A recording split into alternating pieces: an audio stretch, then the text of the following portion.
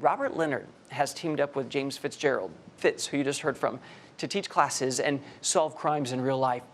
One such case is Chris Coleman of Illinois, a devout Christian man who worked for the televangelist Joyce Meyer. His wife and sons were killed in their home in 2009. They did not find any DNA under the victim's fingernails other than other family members. Gavin had Garrett's DNA under his fingernails. Sherry had her own, and also the suspect Chris Coleman's. But the forensic specialist warned not enough of Chris Coleman's DNA to suggest anything other than casual contact. Everyday local news covered this right outside of St. Louis. But when those traditional forensics came up empty, that New Yorker article I was talking about, they showed how Leonard stepped in to connect threatening emails the family had been getting with Coleman, the husband and the father. A jury found Coleman guilty. Professor Robert Leonard is now branching out, sort of becoming part of the establishment in a way, but still charting new territory. He founded the country's first ever graduate program in forensic linguistics. It's at Hofstra University in New York. I talked with him recently about this field and where he sees it headed with computer technology. Professor Leonard, Manhunt Unabomber, humongous success, critically and commercially.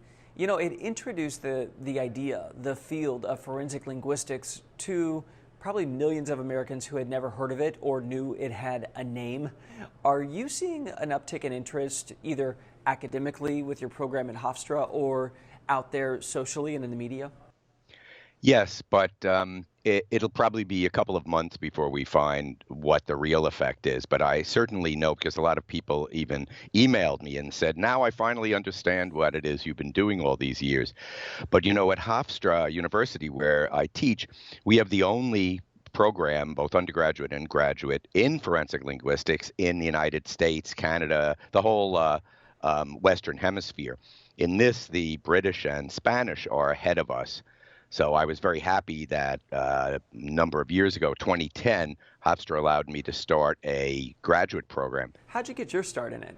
From time to time, people would call me up, attorneys, and ask me to work on cases with them.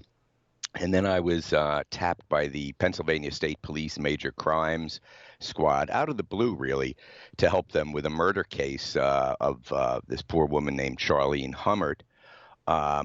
Her husband had gotten a stalking letter threatening her life. The police and the press got another letter from a self-confessed serial killer, and I analyzed it, and we came up with the notion that they were written by the same person. This allowed the police to get a search warrant for all of the writings of their main suspect. But more and more, it seems, courts, lawyers, judges, police are starting to accept forensic linguistics as a true science. Linguistics is very, very much a science, and like any other science, we look for repeating patterns in our data. We try to explain the non-random distribution of the data. While forensic linguistics may seem brand new, it's simply linguistics applied to forensic data.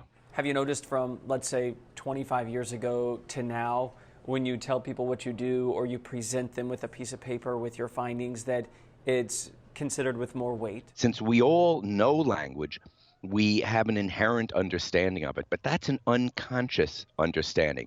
And what linguists do is we make it conscious. So it's that leap from there's actually somebody who can tell me something I don't know about language that isn't my English teacher.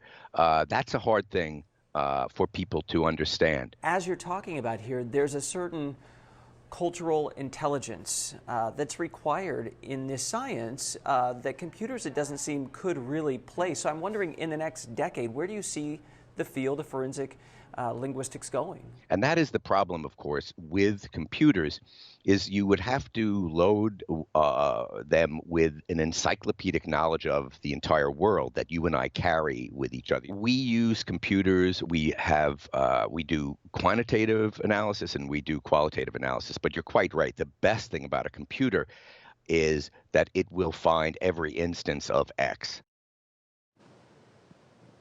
Leonard told me that his new program has 100 graduates so far with all sorts of different jobs in forensic linguistics.